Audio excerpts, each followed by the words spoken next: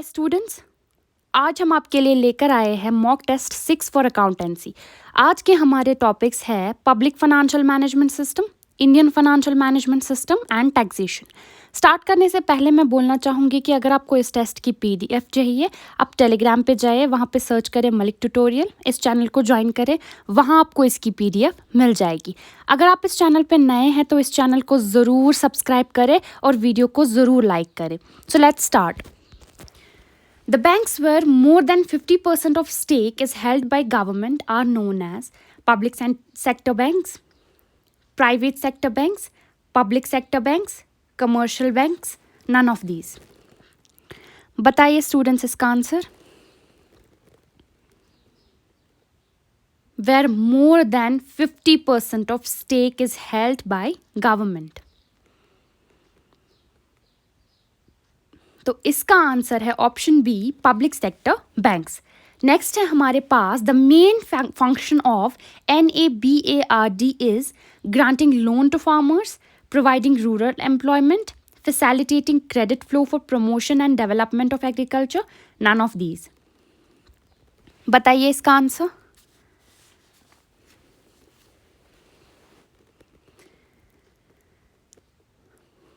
तो इसका आंसर है C, facilitating credit flow for promotion and development of agriculture.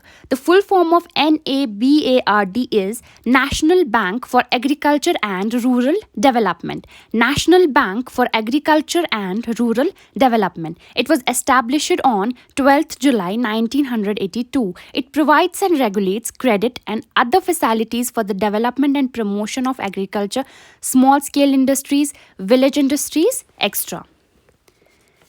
Next है हमारे पास which of the following banks is the largest commercial banks in India?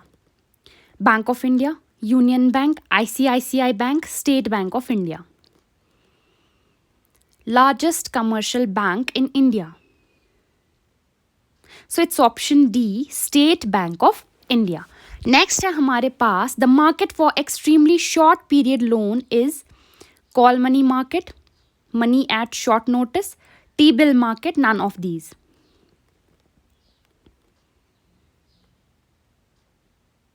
बताइए। तो इसका आंसर है call money market. It is the market for extremely short period loan.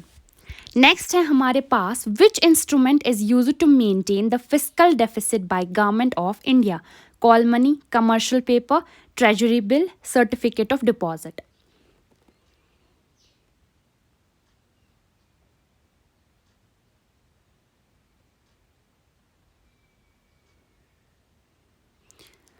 तो इसका answer है C, treasury bill. A treasury bill or T-bills, which are money market instruments, are short-term debt instruments issued by Government of India and are presently issued in 3 tenors: 91 days, 182 days and 364 days. Next है हमारे पास the financial market for long-term funds is known as capital market, secondary market, primary market, none of these.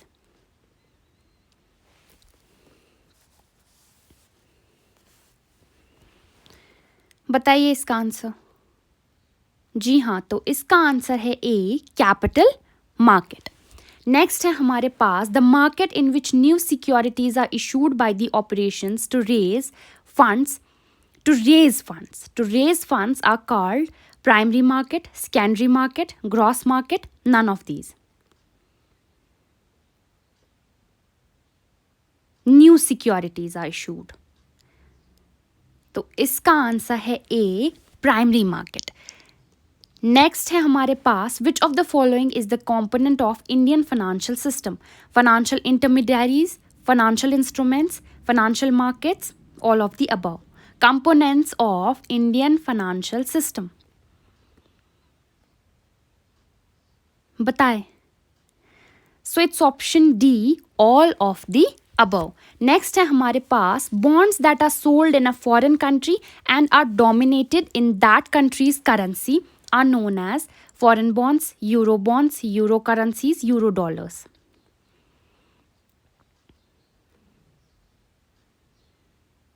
बताइए इसका answer.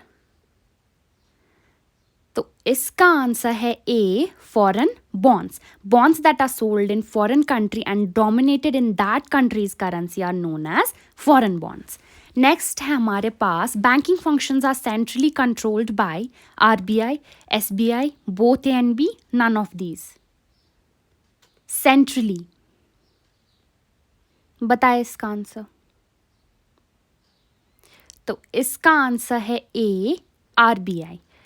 Banking functions are centrally controlled by RBI. Next है हमारे पास surcharge of 10% is payable by an individual where the total income exceeds 7.5 lakh, 8.5 lakh, 50 lakh, 20 lakh. तो ये पढ़ा होगा आपने टैक्स में. तो इसका आंसर है option C, 50 lakh. A surcharge of 15% is levied if the individual's income is more than 1 crore. In case of companies, it's levied if the income is more than 1 crore. In case of companies, if the income is more than 1 crore.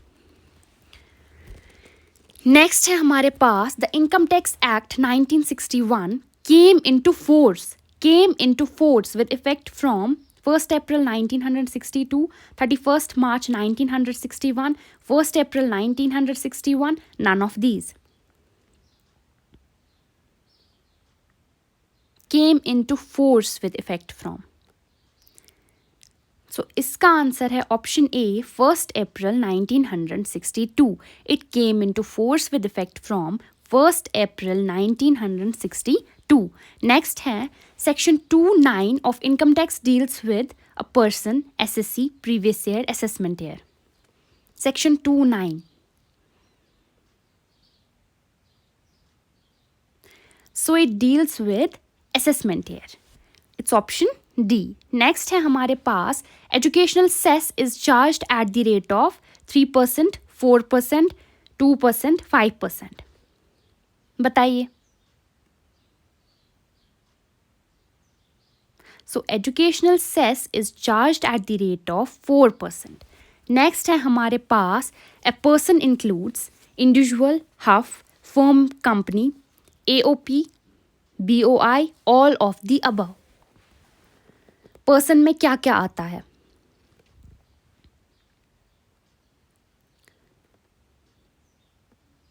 तो it's option D, all of the above. Next है हमारे पास if ABC company imports goods worth rupees lakh from outside India, then the applicable tax will be custom duty, income tax, VAT, none of these.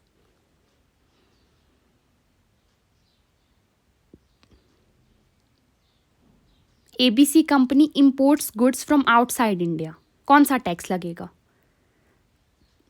इस पे लगेगा custom duty. A option is correct.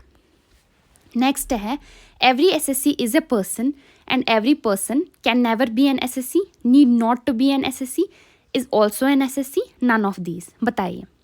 हर कोई SSC जो होता है वो person होता है, लेकिन एवरी पर्सन क्या होता है? तो इसका आंसर है option B, need not to be an assessee. An SSC is an individual who is liable to pay taxes to the government. इसका है answer option B, need not to be an assessee. Next है assessee who fails to pay taxes on time is called normal assessee, deemed assessee, assessee in default, none of these. Who fails to pay taxes on time, बताइए. तो इसका answer है C, SSC in default. Next है हमारे पास GST is a value added tax, tax on consumer goods and services, tax on goods and services, none of these.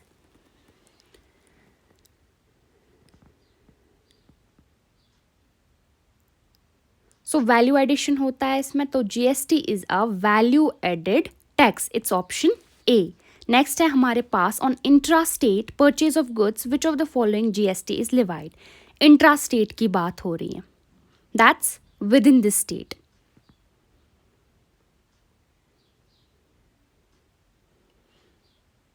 CGST, SGST, CGST and SGST, SGST and IGST? बताइए। तो इसका answer है C option, CGST and SGNC। SGST intra state, within the state, उस पे लगता है CGST and SGST। CGST and SGST। Next है The Public Financial Management System (PFMS) is a web-based online software application designed, developed, and implemented by the Department of Financial Services, Institute of Government Accounts and Finance, Controller General of Accounts, none of these.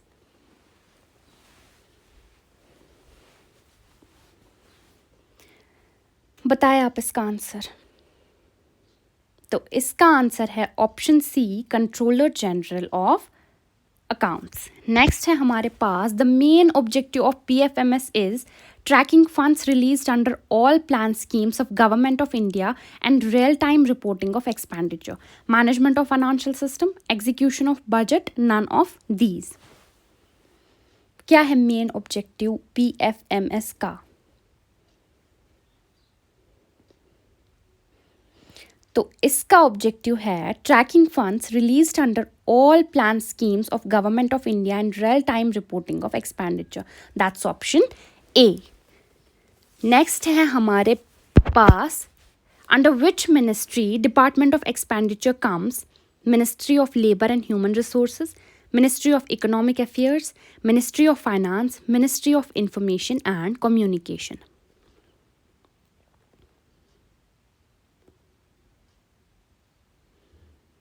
Department of Expenditure. So it comes under option C, Ministry of Finance. PFMS is included in Dash Plan Initiative of Erstwhile Planning Commission 10th, 13th, 12th, 11th.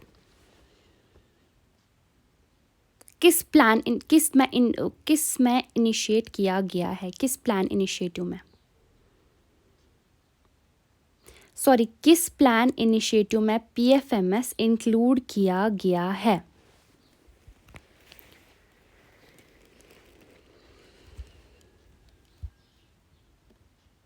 It's under 12th। सो इसका option है C option, correct answer. Next है हमारे पास, government of India has made dash mandatory for all central schemes, audit, PFMS, reporting, none of these. तो जल्दी बताइए। इसका है option B, PFMS। Government of India has made PFMS mandatory for all central schemes. Next है हमारे पास, PFMS has been integrated with dash to push online payments to almost every beneficiary, core banking scheme, national banking scheme, core banking system, none of these. बताइए। तो इसका है option C, core banking system. Next है हमारे पास, PFMS was initially started during 2011, 2010, 2009, 2008. बताएं। तो it was initially started during 2009. It's option C.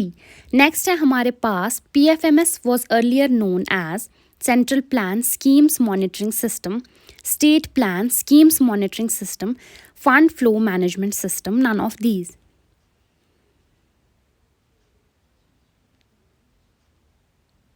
तो इसका आंसर है option A, central plan schemes monitoring system.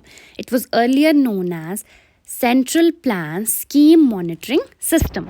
Next है हमारे पास, PFMS was initially started as a plan scheme named CPSMS as a plan scheme in Madhya Pradesh, Bihar, Punjab, Mizoram, all of the above.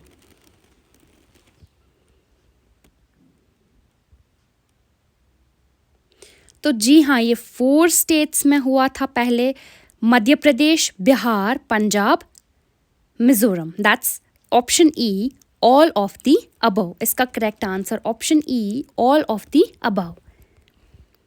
Next and last is, PFMS is aimed at increasing the transparency as well as dash to the social sector, which was previously non-existent. Accountability, taxability, creditability, none of these. बताइए last question का answer जल्दी। तो इसका answer है accountability. Thank you so much students for watching. इस video को ज़रूर like करें और इस चैनल को सब्सक्राइब करें। Thank you so much.